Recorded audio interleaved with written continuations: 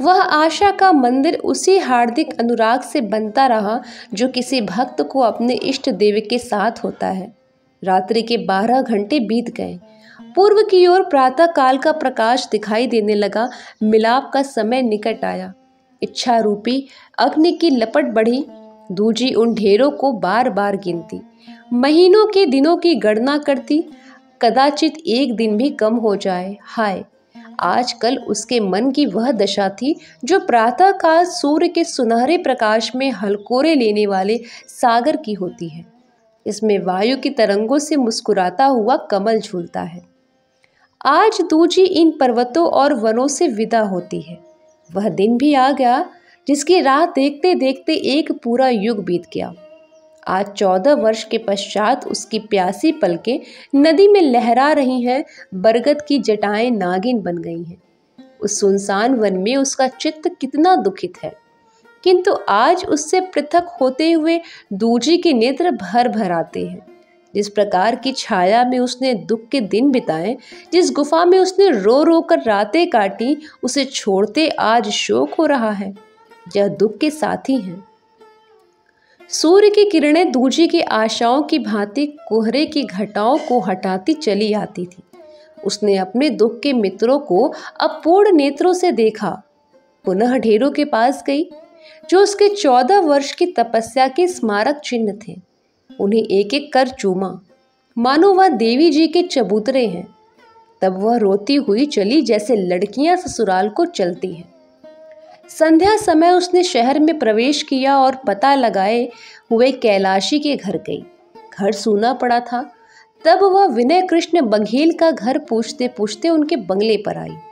कुंवर महाशय टहल कर आए ही थे कि उसे खड़ी देखा। पास आए।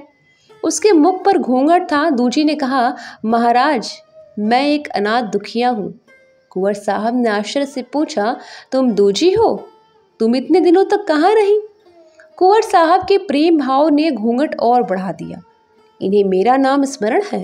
यह सोचकर दूजी का कलेजा धड़कने लगा। लज्जा से सिर नीचे झुक गया। लजाती हुई बोली, जिसका कोई हित नहीं, उसका वन के सिवा अन्यत्र कहाँ ठिकाना है। मैं भी वनों में रही। पैश्वनी नदी के किनारे एक गुफा में पड़ी रही। कुंवर साहब विस्मित हो गए। 14 वर्ष और नदी के किनारे गुफा में क्या कोई सन्यासी इससे अधिक त्याग कर सकता है? वह आश्चर्य से कुछ बोल न सके। दूजी उन्हें चुपचाप देखकर बोली, मैं कैलाशी के घर से सीधे पर्वत में चली गई और वहीं इतने दिन व्यतीत किए। 14 वर्ष पूरे हो गए। जिन भाइयों की गर्दन पर छुरी चलाई, उनके छूटने के दिन अब आए हैं। नारायण उन्हें अब कुशल पूर्वक लावे। मैं चाहती हूँ कि उनके दर्शन करूं और उनकी ओर से मेरे दिल में जो इच्छाएं हैं पूर्ण हो जाए। कुंवर साहब बोले, तुम्हारा हिसाब बहुत ठीक है। मेरे पास आज कलकत्ते से सरकारी पत्र आया है कि दोनों भाई 14 तारीख को कलकत्ता पहुंचेंगे। उनके संबंधियों को सूचना दी जाए। यहाँ कदाचित 2-3 दिन में आ जाएंगे। मैं सोच ही रहा था कि सूचना किसे दूं।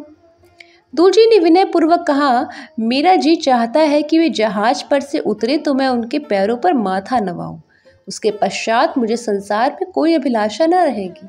इसी लालसा ने मुझे इतने दिनों तक जिलाया है, नहीं तो मैं आपके सम्मुख कदापि न खड़ी होती। कुंवर विनय कृष्ण गंभीर स्वभाव के मनुष्य थे। दूजी के आंतरिक रहस्य उनके चित्त पर एक गहरा प्रभाव डालते जाते थे। जब सारी अदालत दूजी पर हंसती थी, तब उन्हें उसके साथ सहानुभूति थी, और आज उसके वृत्तांत सुनकर वे इस ग्रामीण स्त्री के भक्त हो गए। बोले, यदि तुम्हारी यही इच्छा है तो मैं स्वयं तुम्हें कलकत्ता पहुंचा दूंगा। तुमने उनसे मिलने की जो रीति सोची है, उससे उत्तम ध्यान में नहीं आ सकती। परंतु तुम खड़ी हो और मैं बैठा हूँ, यह अच्छा नहीं लगता दूजी। मैं बनावट नहीं करता। जिसमें इतना त्याग और संकल्प हो, वह यदि पुरुष है तो देवता है, स्त्री है तो देवी है। जब मैंने तुम्हें पहले देखा, उसी समय मैंने समझ लिया था कि तुम साधारण स्त्री नहीं हो। जब तुम कैलाशी के घर से चली गई तो सब लोग कहते कि तुम पर जान पर खेल गए, परंतु मेरा मन कहता था कि तुम जीवित हो। नेत्रों से पृथक होकर भी तुम मेरे ध्यान में बाहर न हो सकी।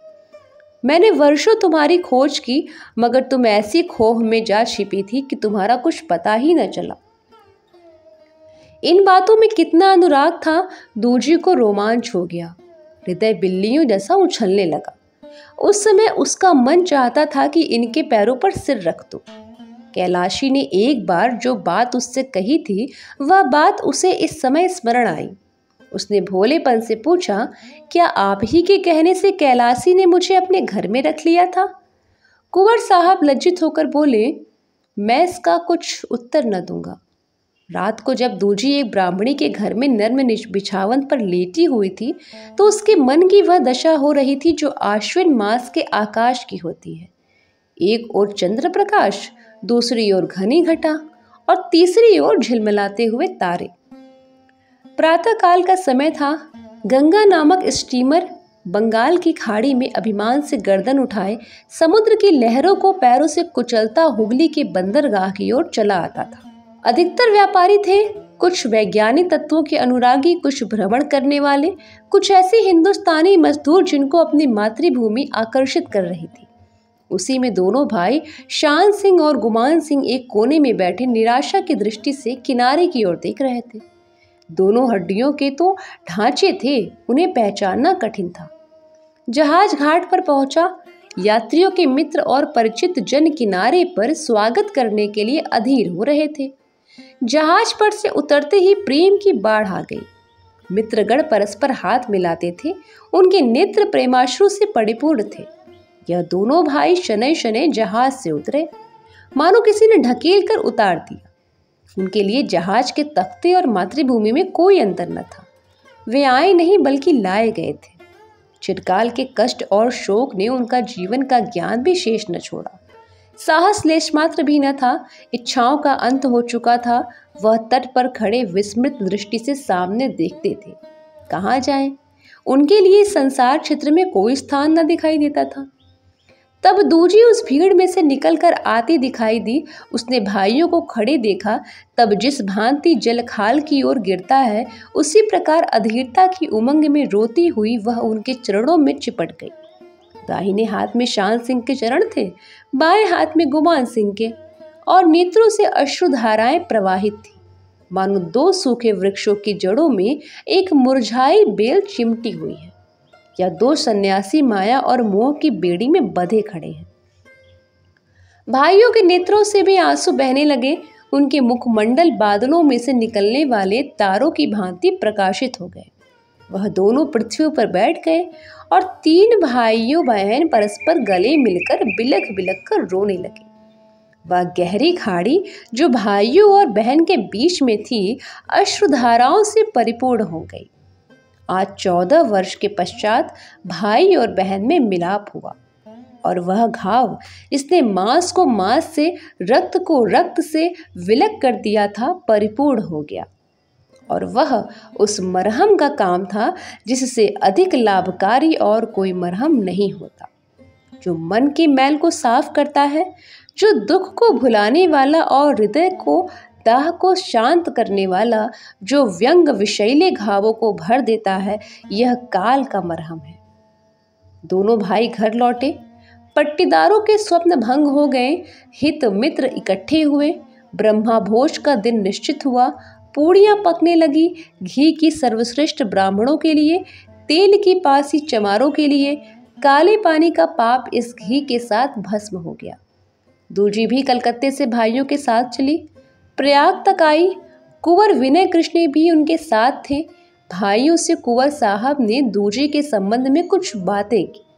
उनकी भनक दूजी के कानों में पड़ी। प्रयाग में दोनों भाई बहन रुके कि त्रिवेणी में स्नान करते चलेंगे। कुंवर विनय कृष्ण अपने ध्यान में सब ठीक करके मन प्रसन्न करने वाली आशाओं का स्वप्न देखते हुए चले गए, किंतु फिर वहां से दूजी का पता न चला। मालूम नहीं कहाँ गई, क्या हुआ। कदाचित गंगा जी ने उसे अपनी गोद में लेकर सदा के दुख से मुक्त कर दिया। भाई बहुत रोए पीटे, किंतु क्या करते।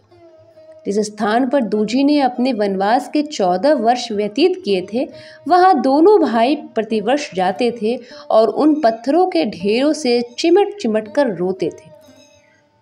कुंवर साहब ने भी पेंशन ली। अब चित्रकूट में रहते हैं। दार्शनिक विचारों के पुरुष थे। जिस प्रेम की खोज थी वह न मिला। एक बार कुछ आशा दिखाई दी थी जो 14 वर्ष एक विचार के रूप में स्थित रही। एकाएक आशा की धुंधली झलक भी एक बार झिलमिलाते हुए दीपक की भांति हंसकर सदा के लिए अदृश्य हो गई। ये कहानी आपको कैसी लगी मेरे स्वर में कमेंट में ज़रूर बताइएगा। आप सभी का बहुत बहुत धन्यवाद।